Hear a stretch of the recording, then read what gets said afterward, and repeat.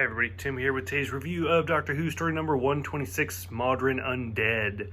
So, a brand new companion, lots of stuff going on. It's only 4 episodes, and I don't know, it's almost overly complicated. Like, this is one of those few moments where I actually kind of wish it was a little bit longer, because just so much is happening, and me, granted, drinking and watching Doctor Who, it's difficult to keep multiple storylines going at the same time.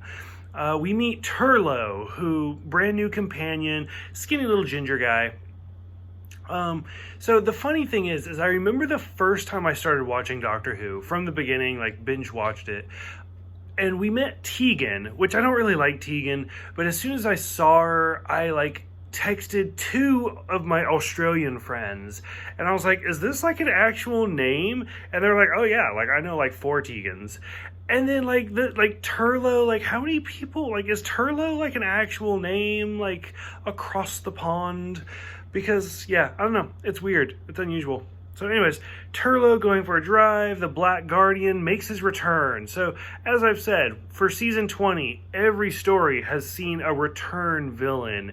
In this case, it's the Black Guardian, who I didn't think was interesting the first time we saw him, so I'm not interested this time. I'm more interested that we see Brigadier Lethbridge Stewart. I lost my shit, I squealed, I love Lethbridge Stewart, so that's great. This is the first time he's met the 5th Doctor, and it's just kind of interesting about, he's lost his memory, and just, I don't know, I don't really like a lot of the 5th Doctor. I don't like the 5th Doctor at all. I don't like Tegan, I don't like Turlo. Nessa's kind of cool, but this whole group, I'm not a big fan of, the entire run of the 5th Doctor. So to have Lethbridge Stewart come on, and just every line he delivers is amazing, where he's like, if I had lost my faculties, I'd know it. And it's like, what? It's just great to see him again, and it's wonderful.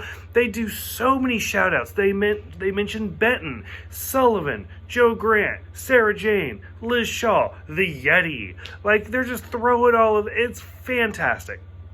So once the story starts getting convoluted, we realize there's 2 different timelines of 77 and 83 going on.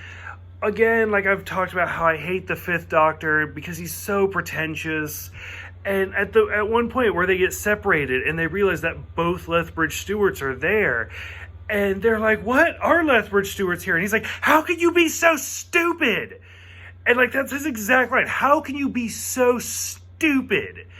And Tegan's like, he insisted. And the Doctor's like, yeah, so did mine. It's like, fuck you. He's, oh, God, I hate the 5th Doctor so much. He's so, just everything about him irritates me. He brings up reverse the polarity of the neutron flow, all sorts of stuff. The scene where Tegan and Nessa, de-age, I was like, that's kind of just an odd thing. The whole story is just weird, where we realize throughout all of this, it's a group of aliens that are trying to, figure out the Doctor's regenerative power.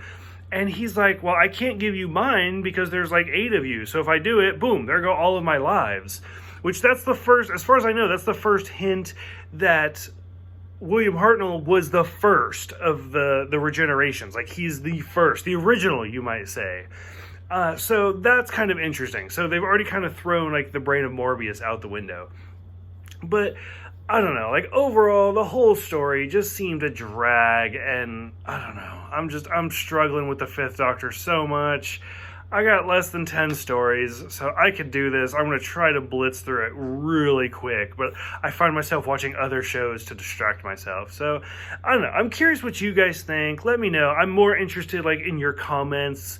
Go ahead, let me know. Thank you guys for watching and putting up with this rough run for me, and I'll see you guys next time for Terminus.